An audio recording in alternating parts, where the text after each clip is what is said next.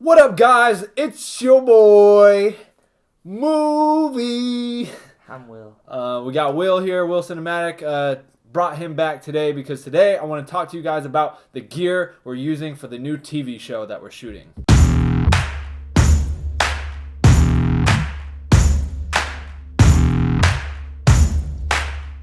If you don't know, recently we've been shooting a TV show for the past month and a half or so here in Arizona about the ASU baseball program, and we've been using a lot of cool, expensive gear. So if you follow us on different social media platforms, you've been seeing all the behind the scenes of what we've been doing. Mainly on Instagram, we'll post a bunch of behind the scenes stories and whatnot. But I've been getting a lot of questions as to what gear we're using specifically for the show. So just wanted to go over that quickly today and show you guys what an actual TV show gear looks like. So yeah, we'll get into that right now, and we'll start with my camera, since my camera is a camera on the show. So when you're talking about cameras on a show, when they'll be labeled like A camera, B camera, C camera, and you label them different letters like that, because this would be A camera would be number 1, B camera number 2, and C camera number 3. So we're currently running 3 cameras on the show. My camera is A camera, which is the Red Dragon 6K.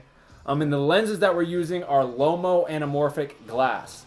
So shout out to Deck of Aces. They're a rental house in LA. Yep. Best rental house in LA. Check them out, guys. Deck of Aces. So if you're in LA, check them out. But we were renting these vintage Lomo anamorphics from them. On this one right here, we have the 75.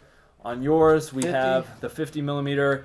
But yeah, so the entire show is being shot on these anamorphic lenses. And they're pretty amazing. Fire emoji. Fire. When it comes to using lenses and cameras like this, there are no, you can't just slap on an ND filter up front. You can't screw it onto the lens. You don't have internal NDs in a camera like this, so you have to get a matte box. And then in the matte box, you use filters. So I'll let Will quickly touch on the filters we are using for the show. So yeah, guys, we're using these Tiffin ND filters. We're actually ranging from a 1.2 to a 0.9 to a 0.6 depending on the time of the day. We do double stack them because we're trying to keep as shallow of a depth of field as possible to get more of that cinematic look. So kind of like how you guys would screw on an ND onto the front of your lens if you have a Canon lens or something. What this is just basically this 4x4 filter right here that you slide down into the matte box in front of your lens. And it's same premise, except these lenses, like I said, they're film lenses, for film cameras, and those type of lenses you can't just screw on ND filters like you would a photography lens. So the matte box that we're using with this camera here is a wooden camera matte box, and then on this one we have a bright tangerine matte box. Each of them are double stack, right? Yep. So double stack basically means that you can put 2 trays or 2 filters in the matte box. So you would take 2 filters of different strengths, throw them in, and stack them up so you can get the shallowest depth of field possible if that's the look you're going for. And again, these numbers are based on the strength. So the lower the number, 0.3, that's going to be the least strong filter that you have, and then the strongest one we have 1.2, which is not currently on the floor. On the floor is a 1.2, and yeah, you just simply throw it in the little frame right there, and you slide it into the matte box right in front of your lens, and that's how it works.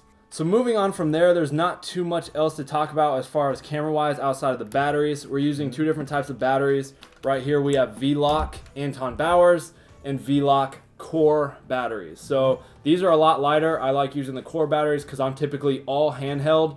Will likes to use an Easy Rig because he's usually set up with a heavier camera and lens. So the camera is a little heavier. I think he comes in at around 20 pounds. Mine comes in at around 15 pounds. And so I typically use the lighter batteries, and he uses the heavier ones because it just kind of balances it out a little more for the thing called the Easy Rig. And the Easy Rig is this vest that you throw on, an arm comes over top, and a cord attaches to the top handle here, and that just allows you to just kind of let the camera float there, and you are able to basically hold the camera and maneuver the camera without physically really holding it. And these are top handles. I got a wooden camera. I think you have you have a wooden camera one as well. So wooden camera top handles. A lot of the accessories off of this camera are wooden camera. Wooden camera side handle. The railings I think are wooden camera and everything. So yeah, wooden camera is always coming through with clutch accessories. Check them out as well. So going back to these lenses and filters, these lenses are so vintage that you don't really need an extra like Pro Mist or Black Magic filter. What I've recommended a lot of times to you guys, Pro Mist will kind of soften up the image, bloom the highlights a little bit, and kind of give it that filmic glow. But because these lenses and the glass are so old and vintage, it kind of has that naturally built in. So we're not using that. All we're using are these ND filters to cut in the amount of light so we can open up our f-stop. After that, I guess would just be memory and data storage. So on the show, just as we go and we're dumping footage, we're using G-RAID hard drives to edit, dump footage, transfer footage, and all that good stuff. G-RAID, again, I've said it before, best hard drive out there that you can buy. Best company. They make all different types, shapes, sizes, and drives for storage, video editing, and all that good stuff. G-RAID hard drives, guys. G technology. I mean, I don't know what else there really is to touch on. I mean, that's kind of the core of our gear and camera setup. Outside of that, we're not really using too much. As far as lighting goes, occasionally we'll use my little Dracast LED panel or my LED tube light wands. This is the Dracast 1x1 LED panel. Nice portable light. You can run it off power or batteries. I use this for a lot of different things, but it's super portable because the show is just so run and gun and you don't have time for a lot of setups, so just someone off camera will pop in this light and you'll be able to just kind of light a quick little person or scene with this light, or those LED tube lights that I use a lot. I'll put the links for both of these lights in the description below so you can check those out. That's about it. Yeah. I don't know what else to say. No, I think we covered it all, bro. I think we covered it all. Yeah. If you have any questions, a little fist bump. Gosh, this just got awkward. If you have any questions, comments, anything, let us know in the comments below. Hopefully this video helped give you guys a little insight into kind of some more upscale gear and what's going on into behind the scenes of making this new TV show that we're shooting that you will hopefully watch on your television or computers when it comes out.